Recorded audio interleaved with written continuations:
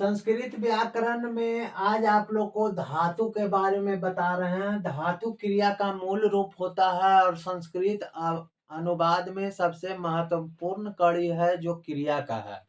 तो संस्कृत बनाने में सबसे प्रमुख आधार जो है क्रिया है। क्रिया नहीं रहेगा तो संस्कृत अनुवाद आपका नहीं बनेगा। तो संस्कृत अनुवाद बनाने में सबसे प्रमुख टॉपिक जो आपका है धातु है। और धातु के बारे में आज आपको विशेष रूप से बताने जा रहे हैं और इसको बहुत ही सरल तरीका से आपको बताएंगे जो आपको दिमाग में सीधे जा करके प्रवेश कर जाएगा और कभी भुलाएंगे नहीं। तो वीडियो को स्किप ना करें और पूरा ध्यान पूर्वक आप इस वीडियो को देखें और समझें। चलिए अब चलते हैं स्क्रीन बोर्ड की ओर। तो संस्कृत व्याकरण में धातु रूप पढ़ना। क्या चीज पढ़ना? धातु रूप। तो सबसे पहला क्वेश्चन वो आता है कि संस्कृत में धातु किसे कहते हैं। संस्कृत में धातु किसे कहते हैं? धातु विज्ञान में भी धातु पढ़ना रहता है जिससे नए पदार्थ का निर्माण होता है। लेकिन यहाँ संस्कृत धातु से क्या होता है? अनुवाद बनता है। संस्कृत धातु से क्या बनता है? अनुवाद बनता है। तो अनुवाद बनाने के लिए संस्कृत धातु बहुत महत्वपूर्ण है। और संस्कृत में धातु का परिभाषा क्या चीज है कि संस्कृत व्याकरण में क्रियाओं के मूल रूप को धातु कहते हैं। क्रिया का जो मूल रूप होता है, वास्तविक रूप होता है, उसको क्या धातु बोलते हैं। या जिससे किसी कार्य को होने का बोध होता है, जिससे किसी कार्य को होने का बोध होता है। और क्रिया का दूसरा नाम धातु है। अंग्रेजी में हम लोग क्या पढ़े हैं? क्रिया। क्रिया का ही दूसरा रूप क्या है? धातु। उसको क्रिया आप अंग्रेजी में वर्ब कहिए, उसके बाद हिंदी में क्रिया कहिए और संस्कृत में क्रिया को ही धातु कहते हैं। इसमें अकबकाने वाली बात नहीं है। लोग कहेंगे कि धातु कहाँ से आ गया, क्या चीज है धातु। तो जैसे अंग्रेजी में क्रिया को जानते हैं, क्रिया जानते हैं, वर्ब जानते हैं हिंदी में, उसी तरह से आपको यहाँ जो पढ़ना है, आपको धातु पढ़ना है। धातु यानी धातु ना पढ़ के हम क्रिया को पढ़ रहे हैं। क्या चीज पढ़ रहे हैं? क्रिया को पढ़ रहे हैं, वर्ब को पढ़ रहे हैं। तो चलिए, किसी कार्य को हिंदी में क्या बोलते हैं? उसको किसी कार्य को होना क्रिया कहलाता है ना।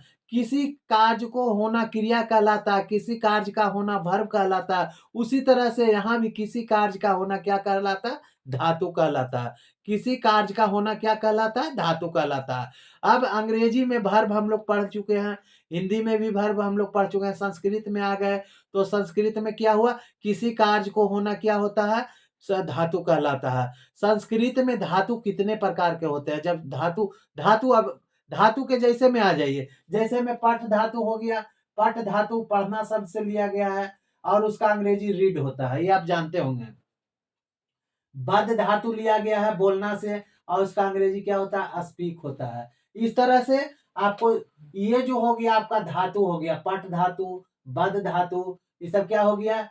धातु हो गया। सेव धातु, है ना। इस ये सब आपका क्या हो गया? धातु हो गया। क्रीड धातु, लिख धातु, ये सब क्या हो गया? धातु हो गया। मतलब क्रिया का मूल रूप जो हो गया वो धातु हो गया। अब देखिए, धातु धातु क्रिया का मूल रूप हुआ। और क्रिया कौन बनाता? क्रिया हम लोग बनाएंगे जब ना उसमें जोड़ देंगे तो क्या हो जाएगा? क्रिया।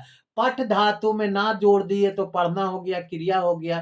खेल धातु में ना लिख दिए तो खेलना हो गया, क्रिया हो गया। हंस धातु में ना लगा दिए तो हंसना हो गया, क्रिया हो गया। हंस धातु हो गया, ना लगा दिए हंसना, क्रिया हो गया, है ना। इस तरह से किसी भी मूल धातु में ना लगा दीजिए, क्रिया हम लोग बना दिए, है ना। तो धातु में ना लगाना क्रिया बनता है, क्रिया हम लोग बनाते हैं। क्रिया कौन बनाता है? हम लोग बनाते हैं, है ना। तो अब चलिए, संस्कृत में कुल कितने धातुएं होती है? तो लगभग संस्कृत में 3356 धातु है। लगभग संस्कृत में कितना धातु है? 3356। याद कर लीजिएगा, इस बात को नोट कीजिएगा।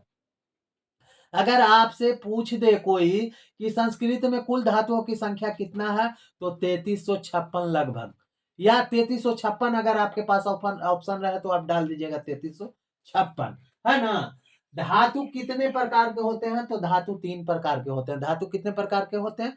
3 प्रकार के होते हैं। कौन होते हैं? तो आत्मन परस्मैपदी होती है। कौन होता है? परस्मैपदी।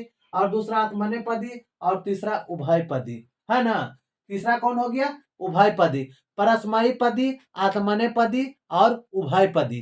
संस्कृत में 3 पद है बट पढ़ना हम लोग को मेन रूप से है परस्मैपदी और आत्मनेपदी। समझ गए ना। ये 2 रूप से पढ़ना। उभयपदी का संस्कृत अनुवाद में कहीं जगह नहीं है, है ना। हम लोग को मुख्य रूप से या वास्तविक रूप से पढ़ना है तो परस्मयी पद को पढ़ना है और आत्मनेपदी पद को पढ़ना है। लेकिन फिर भी हम लोग जान चुके हैं तीनों पद को किसी को तो छोड़ना नहीं ना, जानकारी तो हमको रखना है। तो आत्मनेपदी पद, परस्मयी पद और कौन तीसरा हो गया, उभय पद, है ना। ये आपको 3 तरह का इसमें आपका धातु हो गया, परस्मयी पदी, आत्मनेपदी पदी और उभय पदी। अब आ जाइए, परस्मय पदी धातु किसे कहते हैं।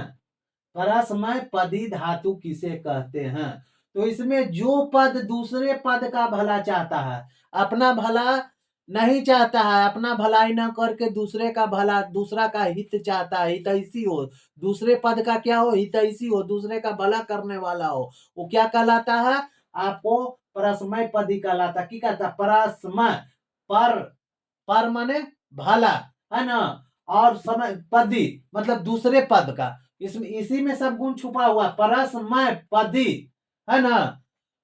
परस्मय पदी मतलब दूसरों, मैं पर मतलब भला, पर मतलब दूसरों का, मैं मतलब मैं भला करूं, मतलब जो दूसरे पद का भला करता है वो परस्मय पदी कहलाता है।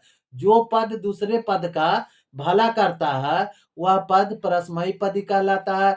जो पद दूसरे पद का हितैषी हो वह क्या कहलाता है, परस्मयी पद कहलाता है। परसमयी पद, है ना, परसमयी पद, परस्मयी पद, है ना। परस्मयी पद किसे कहते हैं, जो दूसरे पद का मदद करे, जो दूसरे पद का भला चाहे, जो दूसरे पद का हितैषी हो, वो क्या कहलाता, परस्मयी पद कहलाता है ना। परस्मयी पद में कौन कौन आ जाता है, तीतयंती सीथथयामि अभयमा, इसमें कौन कौन आ जाता, तीतयंती सीथथ आमी आब आम, ये किस में आ गया, परस्मय पद में आ गया। और दूसरा जो पद है आत्मनेपदी पद है, दूसरा पद कौन है, आत्मनेपदी पद है। जो पद दूसरे का भला ना चाहता हो, अपना स्वार्थ तक सीमित हो, जो पद स्वार्थी हो और वह आत्मनेपदी पद कहलाता है। जो पद क्या हो, स्वार्थी हो, वह क्या कहलाता, आत्मनेपदी पद। ऐसे भी देखिए, आत्मनेपदी पद मतलब अपना आत्मा का भला, दूसरा से लेना देना नहीं है। जो पद अपना स्वार्थ हो, जो पद दूसरे का हितैषी ना हो, दूसरे का भला ना चाहे, सिर्फ अपना भला हो, कहा जाता अपना काम बनता भाड़ में जाए जनता, है ना। तो जो नेता की तरह हो कि अपना भला नहीं चाहता, अपना भला चाहता है, दूसरा कुछ भी हो जाए उससे नहीं लेना देना, है ना। उसी तरह ही ये है आपका, ये कौन, आत्मनेपदी नेताजी। आत्मनेपदी जो नेताजी हैं वो सिर्फ अपना पद, अपना भला चाहते हैं, दूसरा का भला नहीं चाहते हैं। तो जो दूसरे का भला ना चाहे, अपना स्वार्थी हो, अपना भला हमेशा चाहे, वो क्या होता है, आत्मनेपदी पद होता है। यानी जो पद दूसरे पद का भला न चाहता हो, अपना स्वार्थ तक सीमित हो, जो पद स्वार्थी हो, वह आत्मनेपदी कहलाता है। जैसे ते एते अंते से एथे धवे ए अवाहे आमहे, है ना। ते एते अंते से एथे धवे और ए आभे आम है। उसमें क्या हो गया, तीता यंती सीथा था, आमी आम आम, ये आपका क्या हो गया, परस्मयी पद में हो गया। आत्मनेपदी पद में कौन कौन हो गया, ते एते अंते से एथे धवे ये आभे आम है ना। अब आ गया तीसरा, जो कि उभय पदी धातु होता है। जो क्या होता है, उभय पदी धातु होता है। तो जो पद हितैषी हो या स्वार्थी हो, कुछ भी हो, उससे इसको मतलब नहीं है। कोई हितैषी वाला भी आ जाता है तो ठीक है, और जो स्वार्थी होता है वो भी ठीक है, और जो अपना भला चाहता है वो भी ठीक है, जो दूसरा का भला चाहता है वो भी ठीक है। किसी तरह का भी आ जाए, इसको कोई लेना देना नहीं है। दोनों है फिर भी सही, दोनों में कोई नहीं है फिर भी सही, मतलब दोनों में से कोई तो हो ही सकता है। खा आत्मनेपदी हो या परस्मयपदी हो, खा भला करने वाला हितैषी हो या अपना स्वार्थ करने वाला स्वार्थी हो, है ना। तो दो तरह में से एक तरह किसी का भी आपको इसमें आ जाता है। अभयपदी धातु हो गया, जो क्या लिखा हुआ है यहाँ देखिए, आत्मनेपदी दोनों बनते हैं उभयपदी। आत्मनेपदी का रूप ले लीजिए या परस्मयी पदी का रूप ले लीजिए, दोनों में किसी का भी रूप चलेगा। इसलिए उभयपदी संस्कृत में पढ़ना है, बट हम लोग को यही दोनों धातु लगता है ना। संस्कृत में आत्मनेपदी का और परस्मयी पदी का, और ये दोनों में किसी का भी पद ले लीजिएगा तो उभयपदी हो गया, है ना। तो उभयपदी का तो जगह ही नहीं है ना। तो हम लोग अब देख लेते हैं, तीता यंती में एक पद ले लेते हैं। तो प्रश्मयी पदी में हम लोग पठ धातु लिए वर्तमान काल में। कौन सा धातु लिए? पठ धातु वर्तमान काल में। तो पठ धातु ले लिए, तो यहाँ तीता यंती है तो पठ लगा दिए, तो पठती पठत पठंती। क्या हो गया? पठती पठत पठंती। पठसी पठत पठत, पठामी पठब पठाम, है ना। क्या हो गया? पठती पठत पठंती, पठती पठत पठंती, पठसी पठत पठत, पठामी पठब पठाम, है ना। ये क्या हो गया? परस्मयी पद हो गया। आत्मनिपदी में सेव धातु से अगर हम लेते हैं, तो सेवते सेवते सेवंते, सेव से सेवते सेवध्वे, असेवे से सेवावहे सेवामहे, है ना। इस तरह से देखिए इससे जुटा है टोटल। तो सेवते सेवते, है ना। क्या हो गया? सेवते, असेव एते, सेव एते, असेब बनते। क्या हो गया? सेब बनते। आई हो गया सेब से, सेब से, सेब एथे, सेब एथे, असेब वधवे, से वधवे।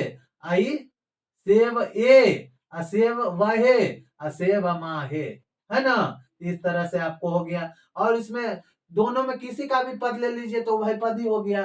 संस्कृत व्याकरण में आपको इस तरह से धातु का पूरा जानकारी आपको हो गया। तो आप जान गए कि धातु किसे कहते हैं, अकबकाने की जरूरत नहीं है। अब आप लोग क्या काम कीजिए कि इसको दूसरे जितने भी आपके साथी हैं सबके पास आप इस चीज को धातु के रूप जान गए तो दूसरे को भी शेयर कर दीजिए, और कमेंट में लिख दीजिए अच्छा लगा तो अच्छा, और लाइक जरूर कर दीजिए। अगर अभी तक लाइक नहीं किए हैं तो लाइक कर दीजिए और सब्सक्राइब कर दीजिए, और कमेंट में लिखना ना भूलें। समझ गए ना। तो जितने दोस्तों को आप शेयर कीजिएगा उतना आपका भला होगा। नेक्स्ट मिलेंगे अगले वीडियो में, तब तक के लिए थैंक यू, मोस्ट वेलकम।